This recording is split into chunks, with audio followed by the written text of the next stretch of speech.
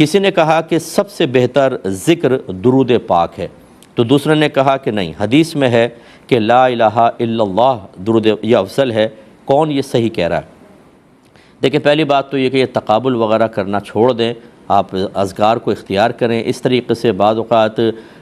کم علمی کی وجہ سے بدتمیزی ہو سکتی ہے، بد تہذیبی، بے ادبی ہو سکتی ہے، اور خواہ بخواہ گناہ گار ہوتے ہیں۔ بہرحال تو افضل الذکر تو حدیث میں یہی آیا کہ لا الہ الا اللہ ہے، تو یہ نبی کریم نے چونکہ بیان فرمایا تو ہم یہی کہیں گے کہ اذکار میں سب سے افضل لا الہ الا اللہ ہے، کیونکہ یہ وہ چیز ہے کہ جس کے بعد انسان اس پر اعتقاد اور اس کی ادائیگی یہ اسلام اور ایمان کے لیے گویا کہ انتہائی ضروری ہے، تبھی آپ کا درود پاک پڑھنا آپ کو نفع دے گا، ورنہ یہ کافر اگر ساری زندگی درود پاک پڑھتا رہے اسے کوئی ثواب حاصل نہیں ہوگا، اور اگر وہ حالت کفر میں مر گیا تو یہ لاکھوں کا پڑھا وہ درود پاک بھی اس کے لیے نجات اور بخشش کا ذریعہ نہیں بن سکتا۔ اس لیے امپورٹنس لا الہ الا اللہ کی زیادہ ہے۔ ہاں، اگر فضائل اور کمالات کے اعتبار سے آپ دیکھیں جو حدیثوں کے اندر آئے تو لا الہ الا اللہ کے اتنے فضائل نہیں ہیں جتنے درود پاک کے فضائل ذکر کیے گئے ہیں۔ تو بہرحال افضل الذکر تو لا الہ الا اللہ ہے، اور افادیت، فائدے اور فضیلتیں درود پاک کی بہت زیادہ ہیں،